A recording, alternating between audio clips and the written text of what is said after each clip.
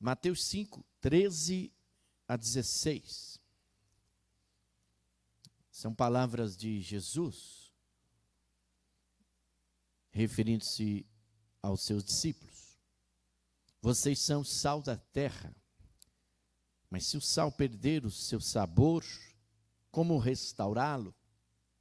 Não servirá para nada, exceto para ser jogado fora e pisado pelos homens. Vocês são a luz do mundo. Não se pode esconder uma cidade construída sobre um monte. E também ninguém acende uma candeia e a coloca debaixo de uma vasilha. Ao contrário, coloca-a no lugar apropriado e assim ilumina a todos os que estão em casa. Assim brilhe a luz de vocês diante dos homens, para que vejam as suas boas obras e glorifiquem o Pai de vocês que está no céu. Mantenha a sua Bíblia aberta nesse texto, se você puder e quiser. Vamos orar ao Senhor. Nosso Deus e Pai, mais uma vez, oramos na Tua presença, na Tua casa, pela Tua igreja, parte dela reunida aqui, outra parte lá em Adamantina, e até os confins da terra, onde juntos invocamos o Teu nome de Cristo Jesus, Senhor da igreja. Obrigado pela oportunidade que temos de poder Te servir e Te seguir através da igreja. Que o Senhor permaneça conosco, o Espírito Santo venha trazer clareza, entendimento em tudo que ouvirmos, falarmos, seja a Tua voz falando através da minha voz aos nossos ouvidos. Possamos, além de escutar, ouvir a Tua palavra, sermos desafiados pela Tua voz, para sermos igreja, o corpo de Cristo. Jesus, o Nazareno, para que isso aconteça, é necessário que Jesus, o Cristo Nazareno, cresça e eu, pastor Douglas, diminua. Peço isto para a glória de Deus, o Pai. Amém. Amanhã, portanto, dia 20, é o dia oficial do aniversário da igreja. 79 anos de organização.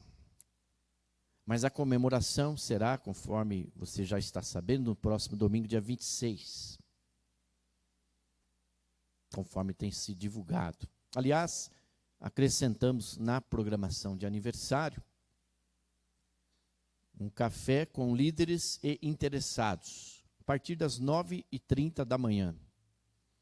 Café com líderes e interessados, para nós aproveitarmos um pouco mais a palavra do pastor Fábio Nogueira, que trabalha nessa área de liderança, de empoderamento de liderança, de formação de líderes, gestão com pessoas. Então, os líderes são convocados, diaconia, presbiterato, líderes ministeriais, mas a igreja interessada é convidada. Nós cremos que Deus tem uma palavra para nós, um alinhamento profético nesses 79 anos. Será um café bem simples, nada muito suntuoso, algo simples, diretivo, objetivo, mas de forma para apresentarmos a palavra, aproveitarmos aquilo que vem de Deus. E já à noite, então, o culto às 18h30, o culto do aniversário, que também vamos dedicar em ação de graças pelo Instituto Vida, onde nós vamos ter o coral infanto-juvenil, que é a junção das nossas crianças com as crianças que são beneficiárias do serviço do Instituto, que o Instituto Vida oportuniza, oferece à cidade, mais o coral Boas Novas e mais também o coral da nossa igreja filha em Adamantina. Será uma festa para Jesus. E o pastor Fábio estará conosco ministrando à noite também. E por esta razão, ou seja, por estarmos já no cenário dos 79 anos, e por ser amanhã a data oficial, eu quero trazer uma palavra referente à igreja, referindo-me à igreja. E por esta razão escolhi esse texto e o tema é Igreja, Corpo de Cristo. Mas, antes de mais nada, é necessário um alinhamento. Ou, na verdade, nós lembrarmos de alguns conceitos, princípios, de algumas verdades a respeito da igreja. O que é igreja? Quem é igreja? Quem pode ser igreja? Igreja é só templo? É só espaço físico? Igreja é o corpo de Cristo. Nós somos o que a Bíblia diz que somos. E a Bíblia diz que a igreja é o corpo de Cristo.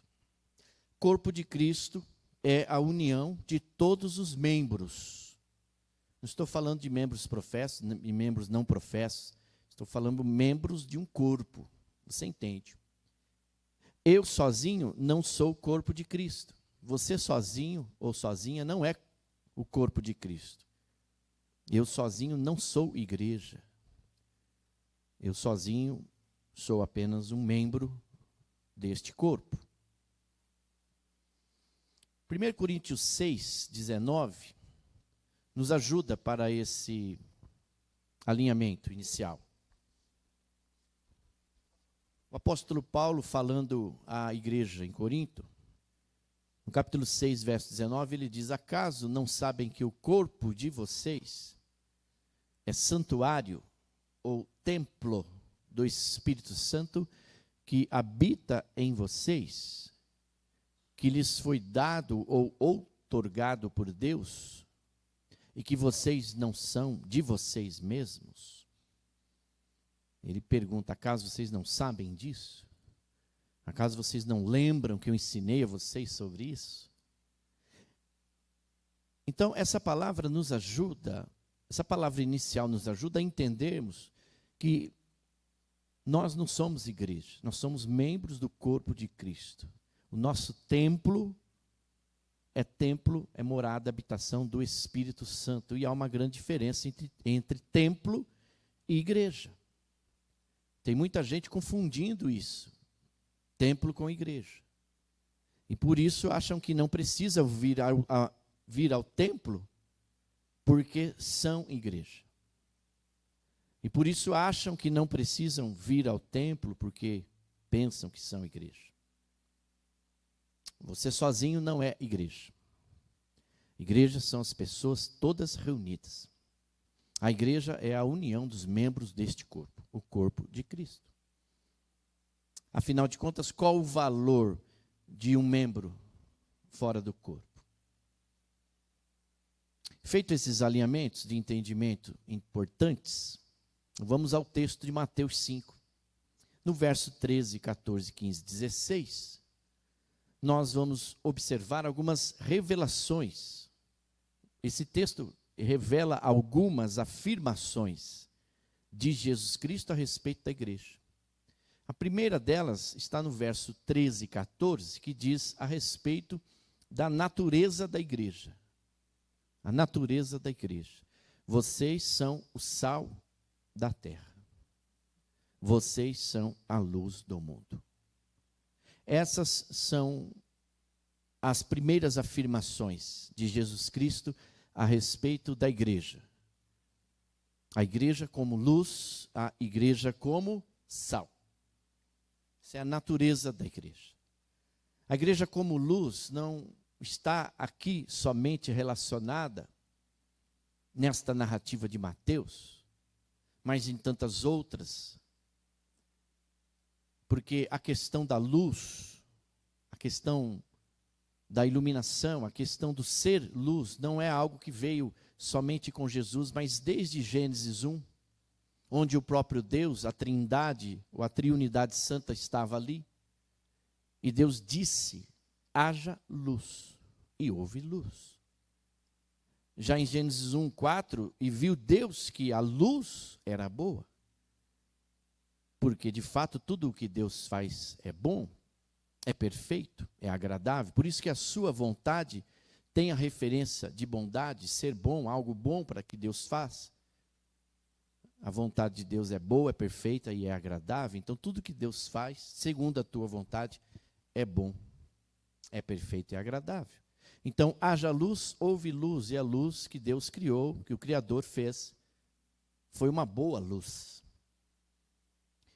Já no final de sua epístola, João, na primeira epístola de João, capítulo 1, verso 5, João refere-se a Deus como luz. Deus é luz. Ele traz essa reafirmação. Então, desde o início, no livro bíblico do Gênesis, começo ou início de todas as coisas, a narrativa do início, até o final, em João, nós temos essa importância, e com Jesus no intermédio, falando a respeito da luz, dizendo para os discípulos: vocês são luz do mundo.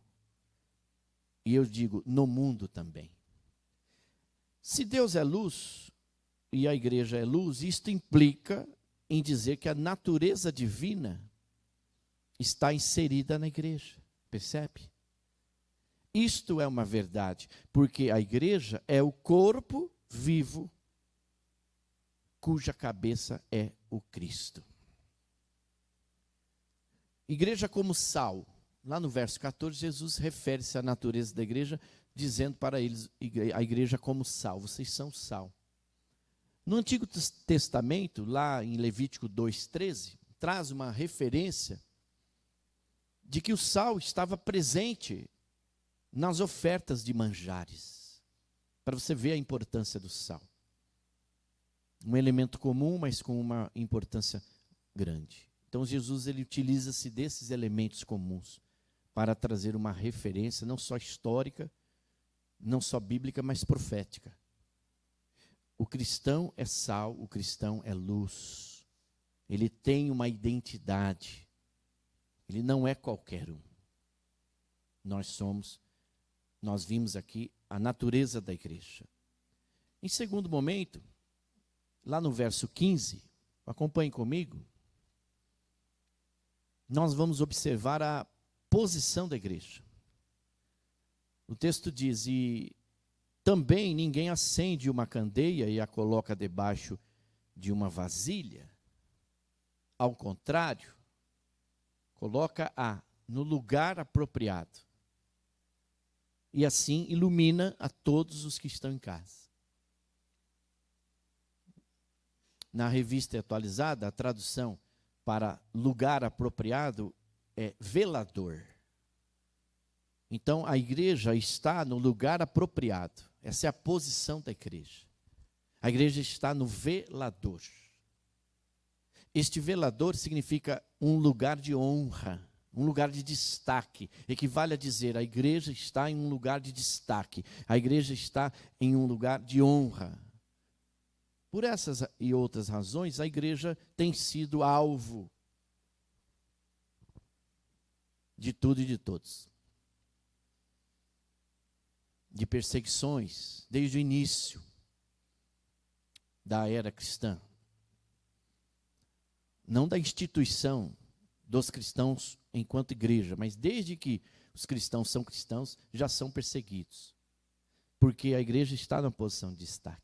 A igreja está num pedestal, a igreja está sendo vista, sendo lembrada, por isso perseguida. Estar em um lugar apropriado equivale a dizer a igreja está no velador. Significa estar num lugar alto. Significa que a igreja não está escondida. Percebe? A igreja está na sociedade como um farol. Um ponto referencial. Ela deve ser e precisa ser de fato, e é, esta a posição da igreja. Um lugar de destaque, um lugar de honra. A igreja é a cabeça e não cauda. Precisamos valorizar a igreja, porque a igreja somos nós juntos, reunidos, membros do corpo de Cristo, cuja cabeça é o próprio Cristo. A igreja está assentada com Cristo nas regiões celestiais, e é de lá que Deus nos lança as bênçãos, conforme Paulo disse aos Efésios. As bênçãos celestiais liberadas, toda sorte de bênçãos. O que são todas sortes de bênçãos, seu Toninho? São toda sorte de bênçãos nas regiões celestiais. E nós dissemos, acessadas na terra. Deus libera dos céus as bênçãos que vamos receber. Estamos recebendo na terra. Sim ou não? É pela igreja que se manifesta a sabedoria de Deus. Mateus 16, 18 a 19, vai dizer que a igreja é triunfante, que a igreja é vitoriosa, gloriosa.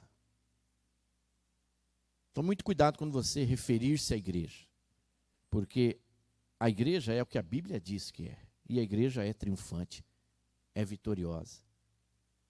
A porta que Deus abre, ninguém fecha. E a porta que Deus fecha, ninguém abre.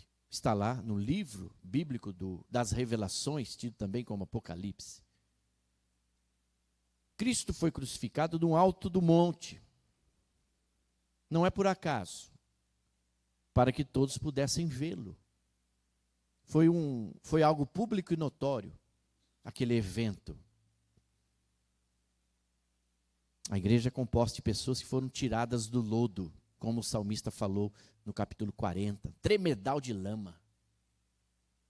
A igreja é composta de pessoas que foram extraídas, podemos usar extraídas? Retiradas,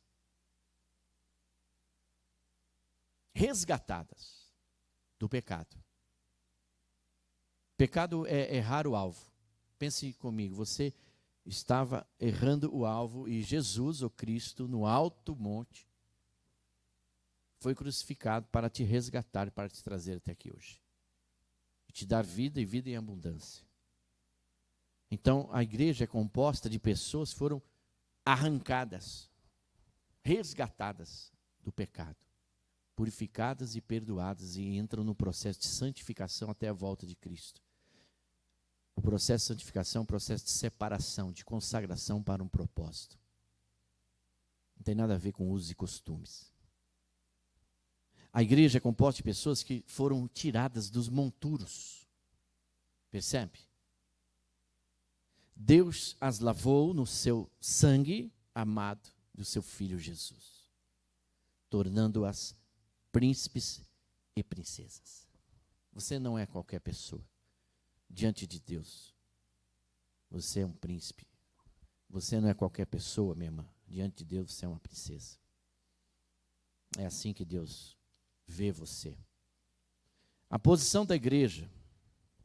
Muito se fala hoje sobre essa questão de posicionamento. A gente tem falado, semana passada falamos do posicionamento do cristão em tempos difíceis. Mas a posição da igreja não se mede pelo seu poder econômico. Ah, essa igreja tem muito dinheiro. Ah, essa é uma igreja grande. Quem fala assim é porque se vê pequeno. Agora, você é do tamanho que você quer ser. Porque se nós formos comparados, nós, enquanto igreja, espaço físico, com uma outra igreja, não muito distante daqui, nós vamos nos considerar pequenos. E assim sucessivamente. Então não tem esse negócio de ser uma igreja pequena e ser igreja grande. Não existe isso. Nós somos igreja, o corpo de Cristo. Membros do corpo de Cristo.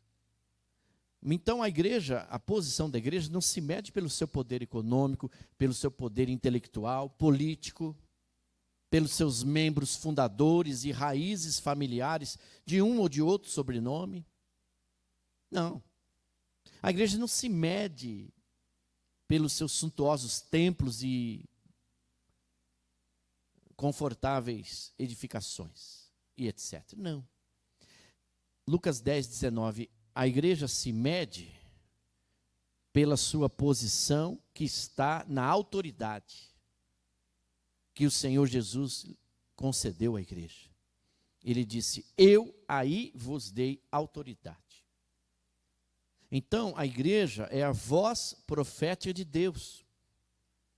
A igreja denuncia toda sorte de injustiça, de pecado que há no mundo contra as pessoas. Por esta razão, a igreja é perseguida. Ou deve ser perseguida exatamente por conta disso. Porque a igreja fala a verdade. A igreja não negocia a palavra. Por isso, a igreja tem sido perseguida. Porque a igreja não faz conluios para se beneficiar. A igreja é a voz profética de Deus. Não negocia valores. Não negocia princípios. Percebe? A igreja tem o velho inimigo debaixo dos seus pés. A igreja, em Mateus 16, foi-lhes dada, Vilma, as chaves do reino. Percebe? As chaves do reino. Para saquear o inferno e povoar os céus. De pessoas salvas, de pessoas restauradas, de pessoas redimidas. Então essa é a posição da igreja. A natureza da igreja, somos sal, nós somos a luz. E a nossa posição fazer a diferença enquanto sal, enquanto luz. Por fim, no verso 16,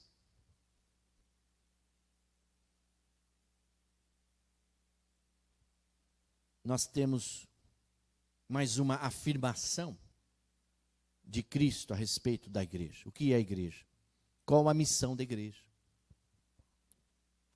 Se nós temos nos versos anteriores a natureza da igreja, nós temos a posição da igreja, agora vamos ter a missão da igreja.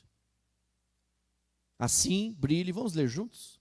Assim brilhe a luz de vocês diante dos homens, para que vejam as suas boas obras e glorifiquem ao Pai de vocês que está nos céus. Aqui nós podemos destacar o texto em 3 partes, para entendermos melhor a missão da igreja. No início, verso A, na parte A, brilhe a luz de vocês diante dos homens. Diante dos homens significa a igreja presente em todos os segmentos da sociedade. É a própria igreja no mundo. Não é a igreja sendo do mundo, é a igreja no mundo fazendo a diferença pela qual ela foi instituída. Aliás, o apóstolo Paulo recomendou aos cristãos em Roma, capítulo 12, verso 1 e 2, não vos conformeis com este século, com as coisas deste mundo. A palavra no grego ali, não vos conformeis, não tome a forma deste mundo. Não entre nesses modismos, percebe? Não se amoldem. Por quê? Porque a igreja tem uma natureza. A igreja é sal. A igreja é luz. A igreja está posicionada. E a igreja tem uma missão a cumprir. E nós temos a nossa missão de vida, que é o firme propósito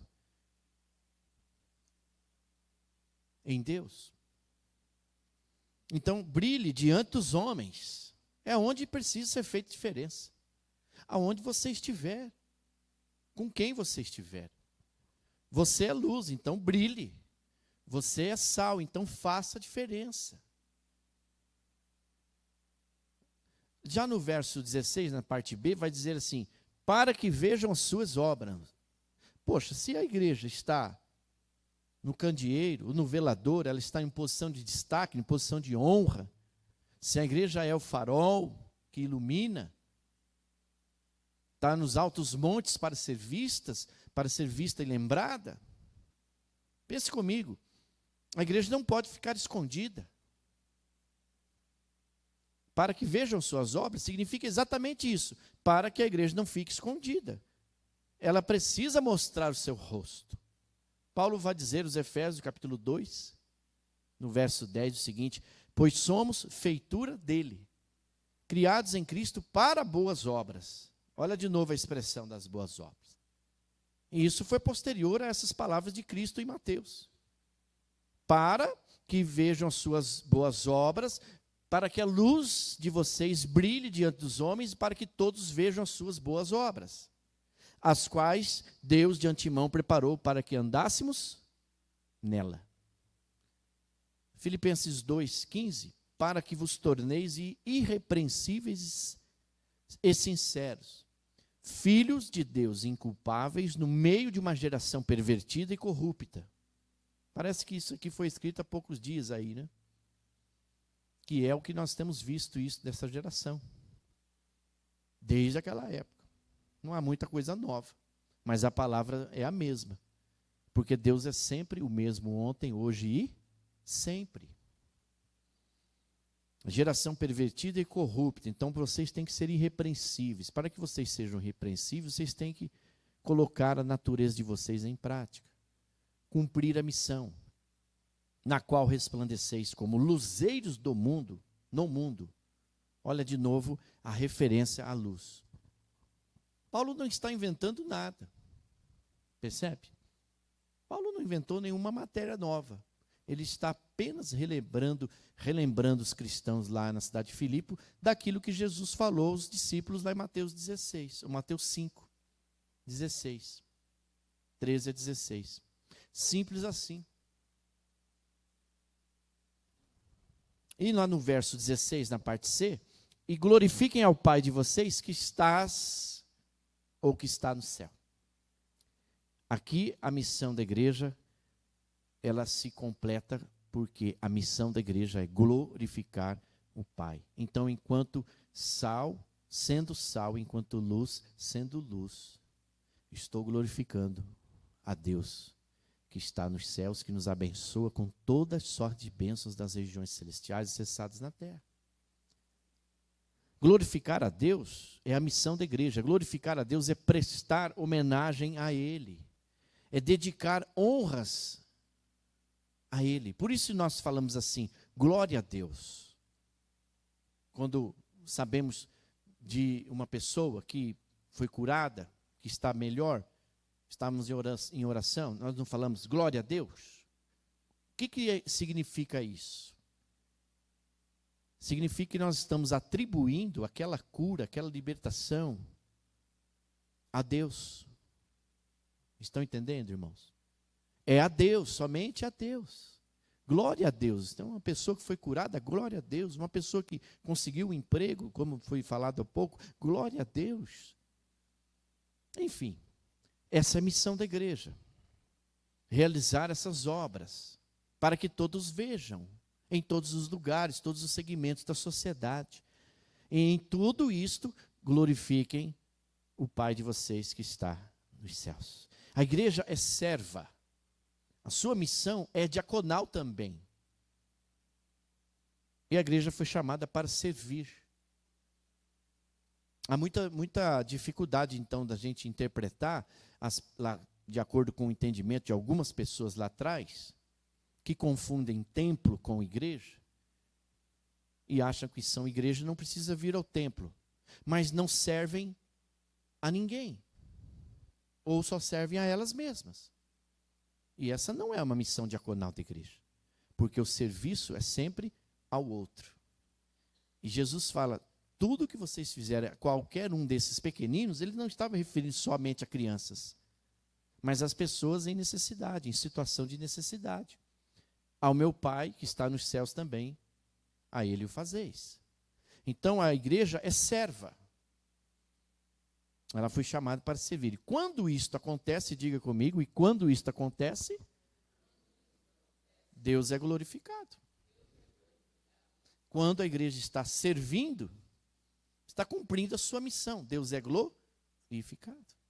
E Jesus fala em Marcos 10, 45, eu não vim para ser servido, eu vim para servir e dar a minha vida em resgate por muitos.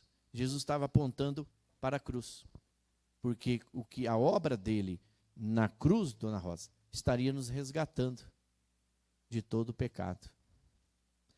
Concluindo, o tempo que vivemos é de desafios. A hora que vivemos exige posicionamentos. Nosso país está como um barco à deriva. As pessoas estão com medo. Algumas estão em pânico. A desesperança já se instalou em alguns. É tempo de incertezas. de um ataque veemente para que haja uma desintegração da família. Tentativas e mais tentativas de corromper os princípios do reino de Deus. Tentativas de desestruturar aquilo que Deus fala a respeito das pessoas. A inversão de valores está invadindo todos os lugares, está chegando em todas as instâncias.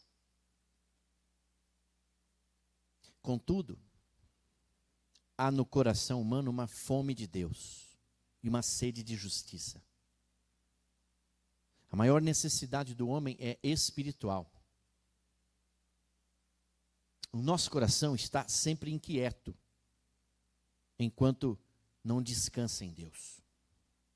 E deve estar inquieto. Porque se nós, enquanto igreja, somos a luz no mundo, o sal da terra, quando há qualquer sorte de injustiça, nós vamos ficar inquietos, sim ou não? Porque o nosso Deus é justo, julga os povos com equidade, sim ou não? Se nós somos feitos à feitura dele, a imagem e a semelhança do Criador é questão de caráter. Nós vamos pensar como Deus pensa. É natural que pensemos. Então, meus queridos, agora, ou melhor, a hora de ser igreja é agora e o tempo é hoje. É a hora de revelarmos na prática a nossa natureza. Quem somos e o que somos. O que a Bíblia diz que somos. A luz do mundo ou a luz no mundo e o sal na terra ou o sal da terra. Mas se este sal for insípido, não for usado, você já fez essa experiência na sua casa? Ele se torna algo para ser pisado e jogado fora. E não é isso que Deus quer. Diga isso para a pessoa que está do seu lado aí. E não é isso que Deus quer de você. Não é isso que Deus quer de nós, irmãos. Eu estava pensando, quando esse texto fala a respeito da luz, de falar para você assim: não fique escondido, não fique apagada, seja luz, brilhe, e que a vossa luz brilhe, a luz de Jesus brilhe em sua vida, de tal forma que alcance pessoas para Cristo. Não fique escondido, como igreja somos a luz do mundo, a luz no mundo. Amém, meus irmãos? Deixa eu te falar também, é tempo de deixar a luz de Cristo que está em nós brilhar, mas deixe Cristo entrar no seu coração, e você também será luz do mundo e sal da terra. É tempo de nos posicionarmos, meus irmãos. É tempo de revelarmos na prática o propósito de Deus em nossa vida.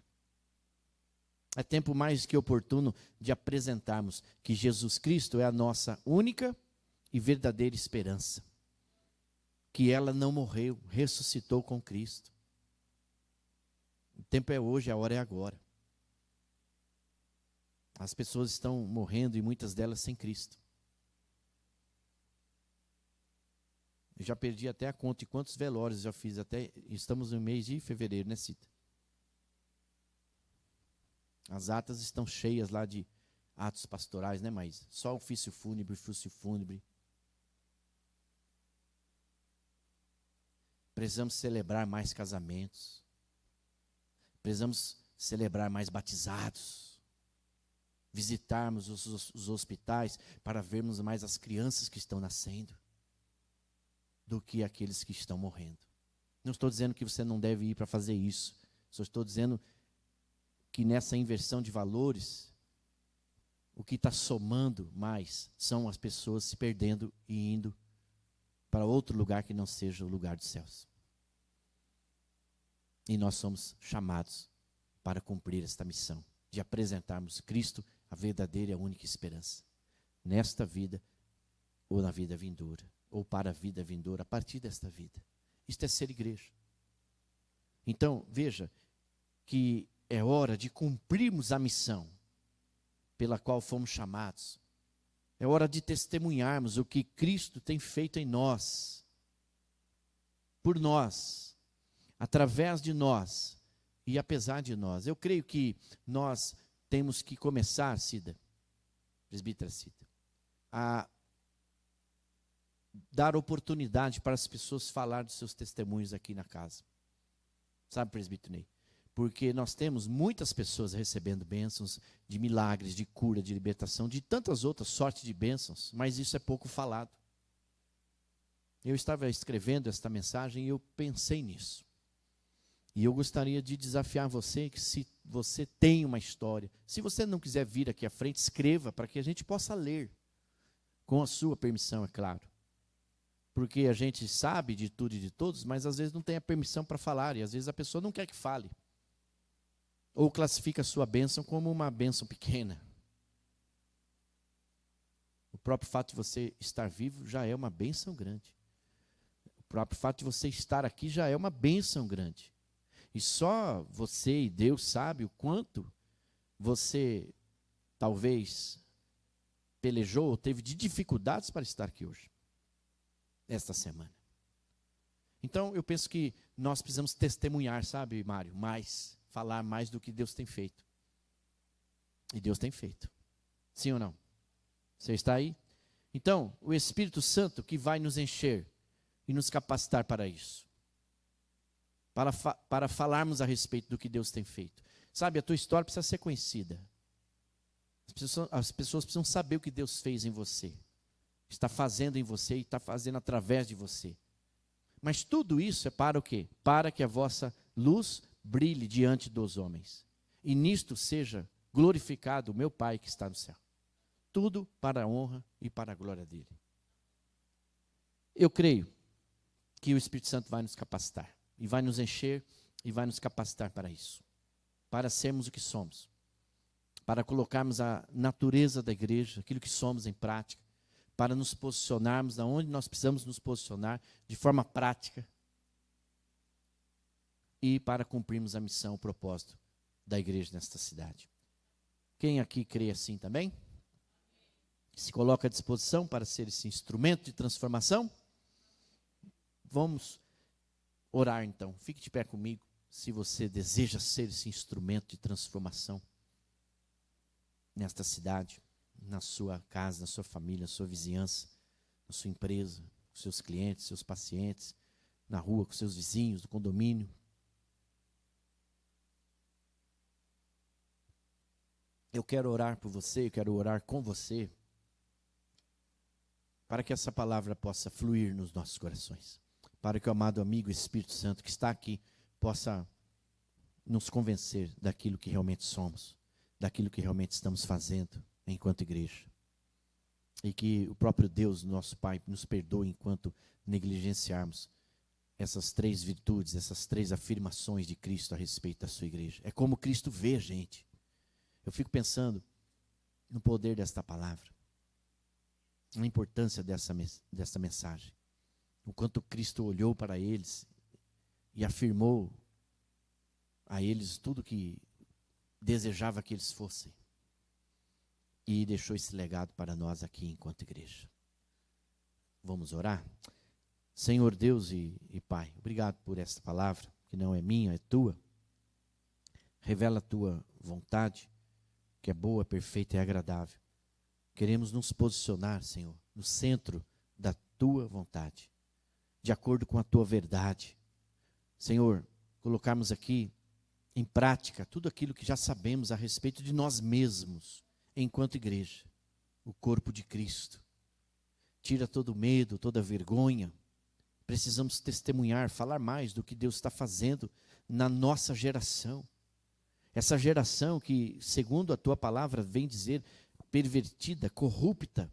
É nesse dia que a igreja precisa se levantar como voz profética para ser o sal da terra, ou seja, fazer a diferença que precisa ser feita e estabelecida, resgatando os valores, os princípios do reino de Deus. Nós rejeitamos, assim como o apóstolo Paulo, rejeitamos todas as coisas que envergonham a igreja, o corpo de Cristo.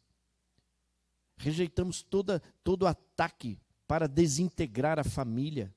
Não só a célula máter da sociedade, mas o alvo de Deus, a criação de Deus, a menina dos olhos de Deus é a família. A família como Deus criou, assim como Cristo estabeleceu. Que essa fome de Deus, essa sede de justiça das pessoas, elas possam ser supridas nas suas necessidades, Senhor. Que é a busca espiritual de se achegar mais perto do Senhor. Que os corações estejam inquietos, mas para buscar ao Senhor Deus, o Deus da igreja. E não somente as coisas materiais, os benefícios espirituais, mas buscar face a face o Senhor. Que nós possamos ser igreja nesta hora, nesse tempo que se chama hoje, nesta hora que se chama agora. Que possamos deixar a luz de Cristo brilhar em nós, a partir de nós, apesar de nós. Diante dos homens, para que todos vejam, porque é no candeeiro que essa luz está. Que possamos deixar Cristo entrar no nosso coração a cada dia. Que o Senhor nos abençoe através do poder do Espírito Santo. Nos encha desse poder e glória. Nos encha desta luz, deste sal da terra, desse posicionamento para fazermos a diferença. Para que em tudo isto, quando na prática, glorifique o nosso Pai, o nosso Deus, que está reinando no alto sublime trono. É assim que nós oramos e desejamos a tua igreja, Senhor, nesta cidade. Amanhã completa este aniversário de organização. Não é por acaso que o Senhor colocou esta igreja no centro desta cidade, porque esta cidade está no coração desta igreja. Que a nossa luz não fique escondida, não fique apagada, não fique obscura. Como igreja, nós que sejamos realmente a luz do mundo, a luz no mundo, na cidade, na sociedade, em todos os ramos e cenários, com todas as pessoas que nos relacionarmos. Que possamos lembrar desta palavra, lembrar quem nós somos, a nossa natureza está em Deus. E assim o Senhor nos abençoe para sermos esta igreja no coração de Deus, que está no coração da cidade, abençoando a todos os povos e todas as famílias que aqui congregam e aqui entrarem para congregar. É a nossa oração de bênção e a nossa gratidão pelos livramentos, por tudo que o Senhor fez, derramando sobre a vida do teu povo, parte dele reunida aqui nesta casa. E assim nós oramos em Cristo Jesus, Senhor da igreja. Agradecidos. Amém.